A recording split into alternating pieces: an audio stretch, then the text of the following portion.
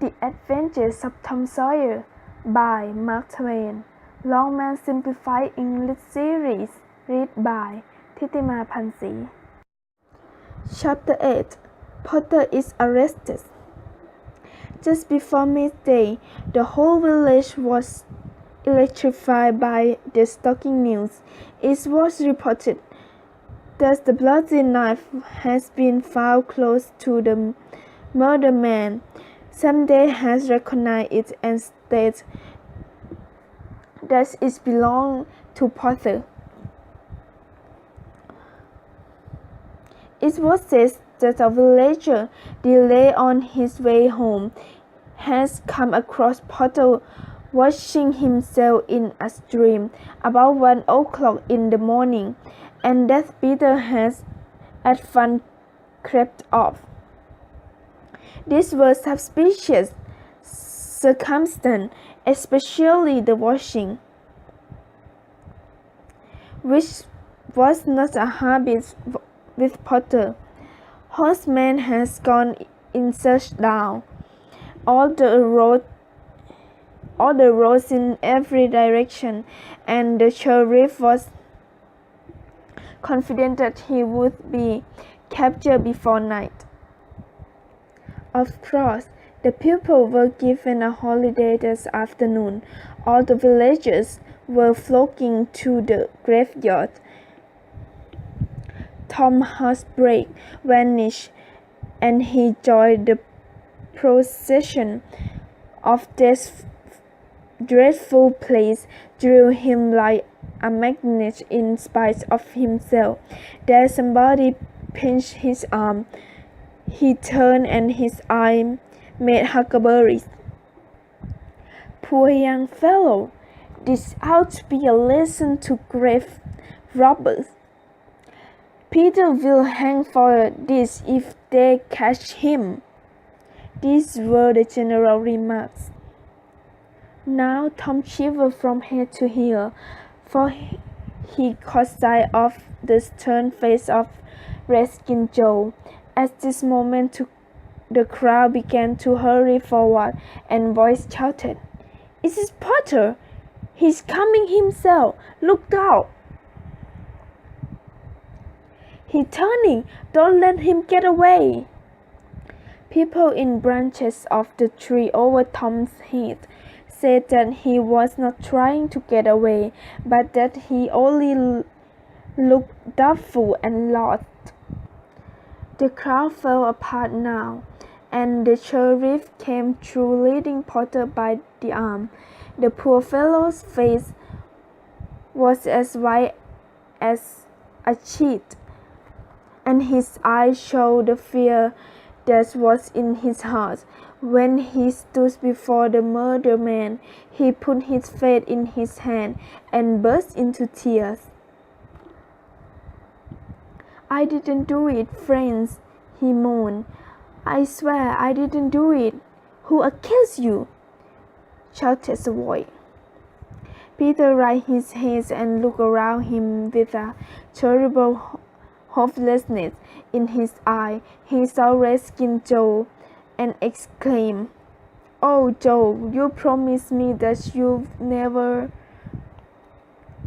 Is that your knife?" asked the sheriff, thrusting it before him. Peter would have fallen if they had not caught him. He murmured, "Tell them, Joe, tell them. It's no use." Then Huckleberry and Tom stood dumb and staring, and heard the stony-hearted liar make his statement. They expect every moment that the clear sky would deliver God lightning upon his head, and wonder to see how long the punishment was delayed. When he has finished and still stood alive and whole, their weak attention to break their oath and save the poor betrayed prisoner's life, faded and vanished.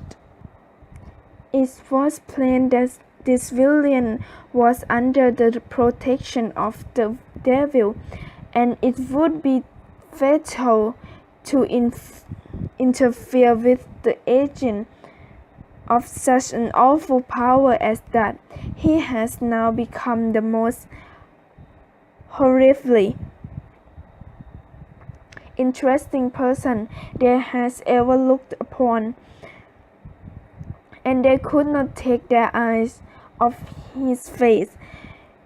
They inwardly resolved to watch him at night when they had an opportunity, in the hope of catching sight of his dreadful master. Tom's fearful secrets and trouble consent disturbed his sleep for a week after this, and at breakfast one morning she said, "Tom, you talk in your sleep so much that you keep me awake half the night." Tom paled and dropped his eyes. It is a bad sign," said Aunt Polly. "What is worrying you, Tom?" Nothing that I know of." But the boy's hand shook so much that he spilled his coffee. "And you do talk such queer nonsense," she continued. "Last night you said, 'It is blood, it is blood.' That's what it is." "You said that over and over again." Aunt Polly came to Tom, and relieved without knowing it.